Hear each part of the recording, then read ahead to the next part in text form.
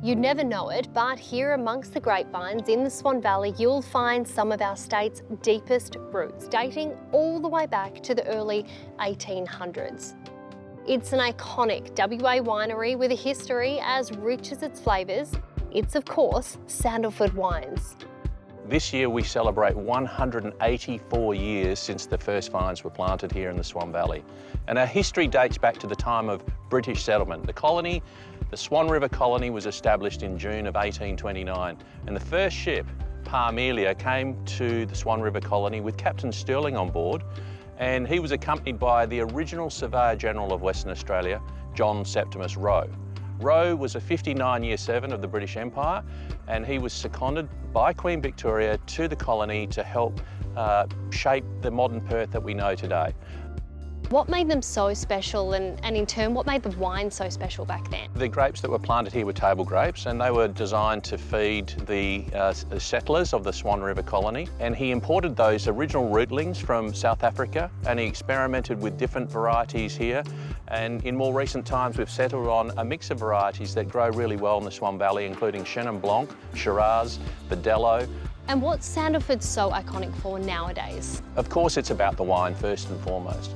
But today, it's about unforgettable experiences. Unforgettable experiences that are centred around wine. Whether it's food, whether it's cultural attractions, whether it's live entertainment, getting married out here, whether it's attending a corporate event, there is such a diversity of attractions here. And of course, we also are blessed to have the Swan River running through our property. And aren't we blessed to have the Swan Valley as part of Perth's metropolitan area? Having this on the doorstep of Perth, and having a region that has such diverse history. And certainly at Sandalford, we're excited to further develop the existing suite of offerings out here to ultimately include world-class accommodation, additional food and beverage, and more live entertainment options. Now, it's home to their world-famous wines exported to over 40 countries, but it didn't start out as a winery.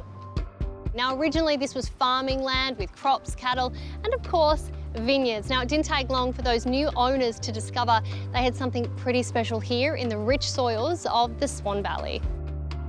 Knowledge that today has led to a plethora of prizes. 49 gold plates for dining, WA's best wine tourism facility 15 times over, and WA's restaurant and caterer of the year.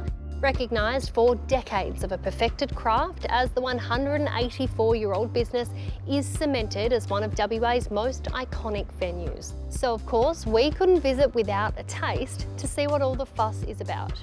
Today, we're trying some of the most popular items on Sandalford's menu. How good does this look? This is all local produce too. Now, the menu changes 4 times a year to suit the seasons, and the best part is you don't miss out if you have any dietary requirements. Now, I'm going to give it a taste, put it to the test.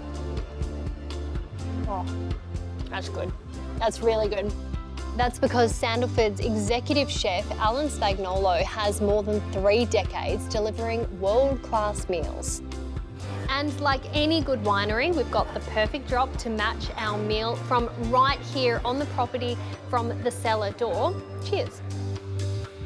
The award-winning restaurant is open 7 days a week, whether you opt for the 5-course degustation or a casual lunch with the kids. 250,000 guests every year, can't be wrong. It truly is an unforgettable experience.